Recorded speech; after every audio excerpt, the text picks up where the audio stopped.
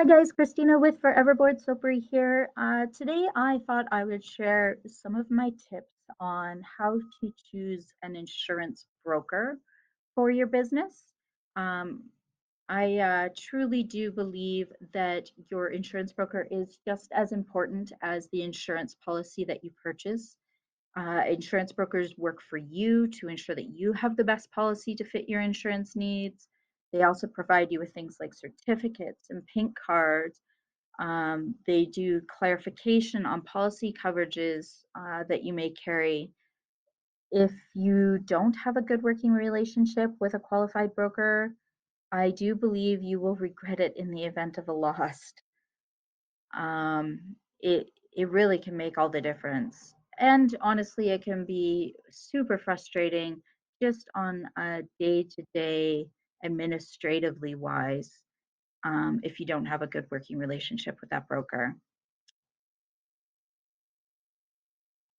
First thing you'd probably want to do is determine if you are going to use an insurance broker or a direct agent. A direct agent only works for one insurance company, and they're a direct employee of that company. A good example of this might be the Cooperators. That's a very well-known company. All of their agents work for Cooperators. Um, then you have your insurance broker. They're hired by you to work on your behalf with multiple insurance providers. Um, so, for example, I'm going to use, I'll use like a Surex. It's an online company I worked for a while. Basically, Surex is the insurance broker company. I was the insurance broker working for Surex. And then Surex sold multiple insurance policies through companies like Intact, Wawanesa, Economical, and a bazillion other. Honestly, there's tons. Um, for the purpose of this discussion, we're going to be talking about an insurance broker. Um, but many of the tips I talk about might be useful when you're looking at a direct agent as well, though not all of them would maybe make sense. So, your first step is to find a broker. You can go through your usual channels. So get a reference from a friend, do a Google search, knock on the local brokerage door. Um, the problem is how do you know they will be qualified to do the job that you need them to do, and will they be able to meet your needs? So for myself, I like to start with the broker's qualifications to sell insurance. So insurance brokers in Alberta are required to have a minimum of a level 1 insurance license. This is a provincially mandated license that you work towards. And basically anybody selling insurance should have this. If you're talking to anybody and they don't have this, they shouldn't be selling you insurance. You need that level 1. And when we talk about the level 1, we're talking about home, auto, business insurances, that sort of thing. Your life, disability, accident, and sickness have a separate uh, license for them. It's slightly different. So this is more your general insurance people that need that level 1. I personally think a level 1 insurance broker, we're talking about a newbie here for the most part. This is somebody who's required to be supervised by a level 2 broker for all of their actions to make sure that they aren't making any mistakes because they are considered to be a new broker. There are many brokers out there who have been in the industry for some time who still only have their level 1. I personally wouldn't be comfortable with that, solely because those level 1 brokers, they're not qualified to work on their own. So I want to work with the person who is qualified to work on their own, I guess, which is your level 2. So your level 2 license, basically that says that you've done everything that you need to do with regards to passing the examinations and tests to get your level 2 license. And now you can work on your own. You're qualified to do so. With your level 1 and level 2, I like to think of them kinda like high school. Think level 1 is junior high, level 2 is high school. You pass those 2 courses, and you're now qualified to graduate sort of thing, and go and do your work. Pretty decent, for a lot of situations. That being said, it is definitely a good idea to look for brokers who have decided to become experts in their field, and expand on their knowledge. So, what I like to ask the brokers is, have they obtained their Canadian accredited insurance broker designation or their Canadian risk management designations? There's some other ones out there as well, but those are kind of the two most common. The Canadian insurance accredited insurance broker designation, really, it's just expanding a lot on everything you learn in level 1 and 2. So again, if you think about math in junior high and high school, and then you go to college and you take math, your calculus has expanded, your trigonometry has expanded, and so on. It's the same thing with insurance. It's now an expanded version of your knowledge. Personally, even for home and auto insurance, I would love to see my broker with their Canadian accredited insurance broker. That's what I would like to see them with, just for your basic home and auto. Now that being said, they can keep going with their education and their experience. So the next question that I'd be looking to ask is, have they completed their chartered insurance professional designation, or any other higher designations? There are some other ones definitely that would make sense, but the CIP designation is pretty common in the industry. And I like to think of that one as you moved on to university. So you completed junior high, you completed high school, you completed college, and now you're at university and you are taking the chartered insurance professional designation. This, if I have a broker and I see that they have their CIP, this is looking really good to me for them. I definitely want to talk to them, especially if we're talking about my business insurance. I really love to see that that CIP is there if we're talking about business insurance, which is much more complex, than some other policies can be. Then I tend to move into how many years have they been in the industry? I can have somebody with a CIP designation and find out that they just graduated from university. So they actually don't have any in the real world training or experience, I guess. And that experience is very important, especially with a broker, because they're working with so many different insurance companies, so many different policies. There is a lot of information that they need to know, and having that experience in the field is what's going to help them with that. So I want to know how long they've actually been in the industry and doing this work, and specifically how long they've been working on the insurance product that I'm looking to buy. So if they have 5 years of insurance experience in the automobile insurance world, but I'm trying to buy home insurance from them, we may not have somebody who's experienced in what I need. So I do like to ask that just to kind of see where they're at. Do they have my CABE or my CIP that I'm looking for? And do they have enough years of experience in the specific policy product I'm looking for? Um, and then another question for them would be, are you going to be my direct contact, or is a member of your team going to be my direct contact? This especially I find more so in the business side of things, though it does happen on personal insurance as well. But on your business side of things, you'll see this a lot. You'll have one gentleman or gentleman, it could be a female, of course, who will be in charge of kind of getting the sale, I guess. So they'll be the ones who will sit with you, construct the policy, get everything together, but it'll actually be one of their team members who will work with you on a day-to-day basis. They only do that new business. So that's something you want to know, because if it is the team member you're going to be working with, you're going to want to know what their qualifications are as well.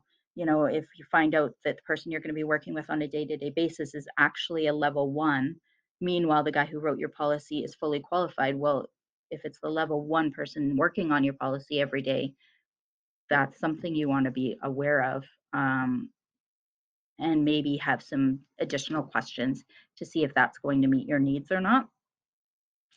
Um, and then I kind of wandered into service levels. They really are everything with the brokers right now. I don't know how many people I have heard complain about not being able to reach their insurance broker. You really want to know if they can meet your expectations, um, from the get-go, and if they are going to, return a phone call. What time frame are we talking about? Will you return a phone call within 2 hours, by the end of the business day? Do you have a 48-hour turnaround time? What are we talking about here, with regards to a return phone call?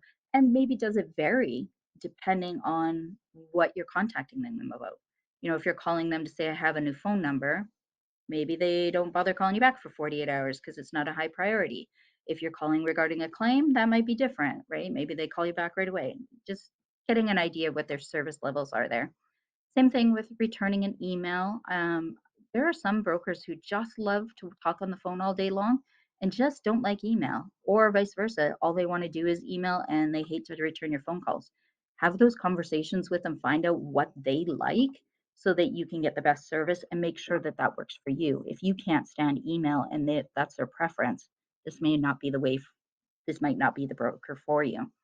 Other things, especially for business insurance, what's their turnaround time on a certificate of insurance? I have seen people waiting a month. It's ridiculous.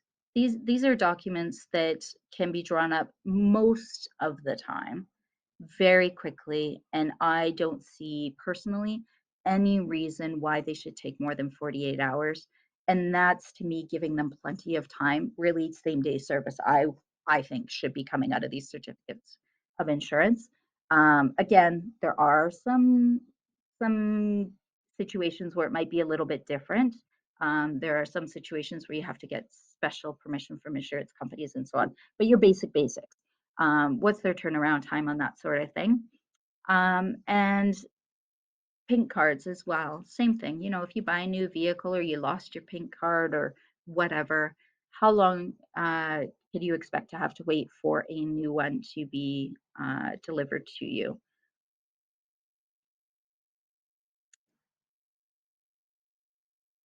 And I guess I already touched on this. How can you do your business with your broker and what's their preferred method? So do they prefer phone, email? Some of them have online portals now. Some still prefer you to come in the old fashioned way and sit down and have a chat with them. Just making sure that you understand what their preferred method is and does it work for you? Is that your preferred method to do business as well? What services do they offer in regards to annual policy reviews? Like literally getting your renewal and going through it and making sure that it still meets your needs. Recommending new coverages, like reaching out to you and saying, hey, by the way, your insurance company now offers A, B, and C. This is what they cover. Are you interested in any of them? Advising you of changes to your policy. If the wordings have changed, if a coverage has changed, are they going to reach out to you and tell you this? And then monitoring discounts. A great example is maybe you have your home with them. When you first wrote a policy, later on you wrote an automobile policy. Did they monitor those policies to make sure discounts were added to both if they apply? That sort of thing. What can happen is sometimes brokers may not do these types of things. You just want to know that. Um, the reason you want to know that is one, you might be a little bit more diligent about checking your own policy, and reading the documents that come in the mail from the insurance company. In all these cases, the insurance company is going to send you these documents, but I know very few people who actually read their documents. A lot of people get that information from their insurance broker when they have the conversation with them. So you just want to know if they're going to do these things with you, or if they are going to expect you to kind of figure it out on your own. And for the first three, Again, you usually have notification from the insurance company. You can figure that out on your own if you really dug into it. Monitoring discounts could be a little more tricky. Sometimes that doesn't jump right out at you, and discounts are more of a computer generated thing that you can't see. It's not in your policy documents. And it's something that the broker kind of has to catch. The big thing would be to take time to ensure that the service levels that the broker is offering are going to meet your needs. If the broker is too busy to share this information with you, if you're asking them all these great questions before you even start talking about what kind of insurance you want, and they are just too busy to talk about this with you, they're probably too busy to meet your needs. If they can't have those discussions, then you might want to look for somebody who has a little bit more time to spend with you. And that is not uncommon. It's not uncommon for an insurance broker to be actually a very good insurance broker, but literally have no time because they're overloaded with a ton of work to be done. So they just don't have time for that. Another one would be, what is the broker's procedure in the event of a claim? Are they here to assist you through the process? And an insurance broker is there to work for you first and foremost. They work for the insurance company second. So should be there to help you with anything that you might need with regards to submitting a claim, submitting paperwork, answering questions about coverages you might have on your policy now. Um, if you have questions about an exclusion, they might be able to help you find an exclusion, that sort of thing. They're not going to tell you 100% ever that your claim is going to be covered. Um, that is an insurance adjuster's job. They are the ones who are going to tell you, yes, this is covered, or no, it is not. But your insurance broker can point you to where that coverage is discussed in your policy. So, for example, if you had a sewer backup claim, your insurance broker could point you to the section that says you have sewer backup coverage if you do, what the limit is, what the deductible is, and to the wordings of the policy where it talks about the exclusions when a sewer backup coverage isn't covered. They can give you that information, and then you'll have a generally good idea or at least some knowledge of what your policy covers so that you can go into your conversations with your adjuster about whether or not the claim's covered. And then if you disagree, you'll be educated in your policy so you can ask um, really good questions, like why isn't this covered when I look at this section? For example, I see this, and the adjuster may come back to you and say, yes, I understand, but you're missing this section. If you refer to this piece, it supersedes, that sort of thing. So that you can at least get those answers. And then, of course, if the adjuster can't give you that information, you might want to dig into this a little bit further with your broker if you disagree with how the claim is being settled. And they might be able to give you a reference, sometimes just to a lawyer if they think there's something um, where it's ambiguous or whatever. You might need some help from a lawyer just deciphering it with the adjuster. But that's very rare, guys. Usually the insurance company settles the way they should be. That's not really super common. It's more, is your insurance broker going to work with you to talk about the claim, to talk about your coverages, to talk about what you should do? If you have a sewer backup claim, you want a broker who's going to say, hey, by the way, you need to prevent your property from further damage. So if, say, you've got an inch of water in the basement, you're going to want to get anything that's not yet damaged out of there so that it doesn't get damaged if the water continues to back up, or um, start pumping out the water, that sort of thing. Take pictures. Anything that you do pull out, that's lots and lots of stuff. How is that broker going to help you in an event of a claim? I guess is the short answer. In some cases, a broker will tell you, you submit your claim online and I have nothing to do with it whatsoever. That might not be a broker that I would choose to work with. That's a broker in my mind who is working for the insurance company and just staying out of the way. I want a broker who's going to work with me and educate me and talk to me about my policy. And the end results of all of this is to make sure you're taking care of you. Find that broker that's going to fit your needs, that's going to have your service levels in mind, who is going to really be wanting to work with you, a broker who's going to be looking forward to your phone call, not dreading it. If a broker is too busy, they're too busy. Move on to the next one. There's thousands of brokers out there. You can find another one who will have the time to meet your needs and take care of you the way that you need to be taken care of. And you may have more than one. You may have one broker who handles your home and auto, and another one who handles your business, and another one who handles your farm. That may be a thing, and that might be something to talk to the broker about as well, if that's something that their brokerage does. I've definitely worked in another brokerage that they did that. They had brokers who specialized in each of the fields, specifically for that reason. They wanted to know that you were taken care of by somebody who knew what they were talking about, and that's definitely a perk for sure. So I just thought I'd share this just because I've been doing some insurance stuff for my soapery and doing some business training sessions. And I'm not an insurance broker anymore. I'm not licensed in any way. Please don't um, take any of this information and be like, Christina said you have to do this. These are just things that I thought would be super helpful to you when you go to find an insurance policy, to think about even more so than the policy, because these are the people you're going to have to work with throughout the year. You don't just buy an insurance policy and walk away. Things change all the time.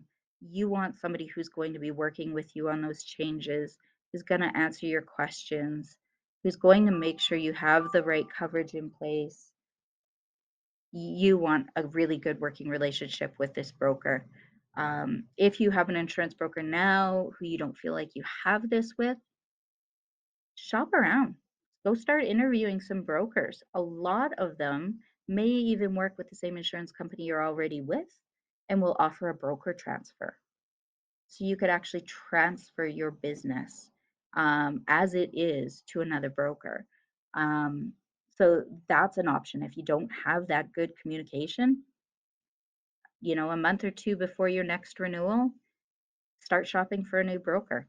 It is something they like to see at renewal, just a fun tip for you.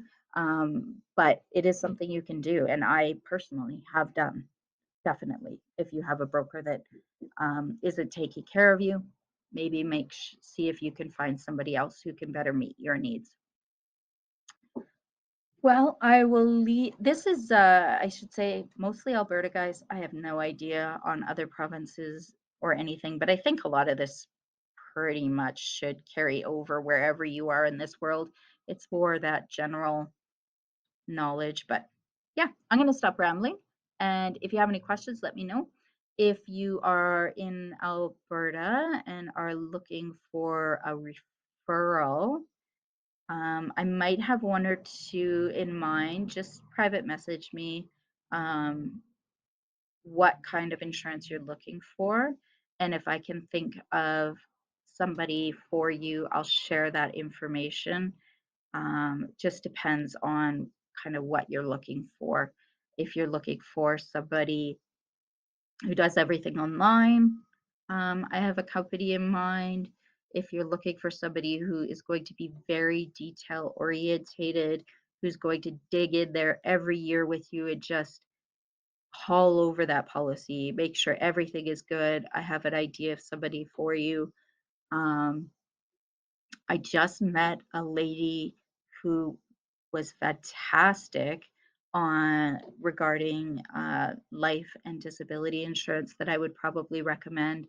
So yeah, and again, none of these guys are necessarily somebody I'm using for those specific policies or types of action, just people or companies more specifically that I've worked with that I think might have somebody who can help you out. And I don't get any kickbacks from these guys that I know of anyways. Haven't received any to date. So it would be just be sharing some fun info with you that may or may not help you. Alrighty, have a great night, guys.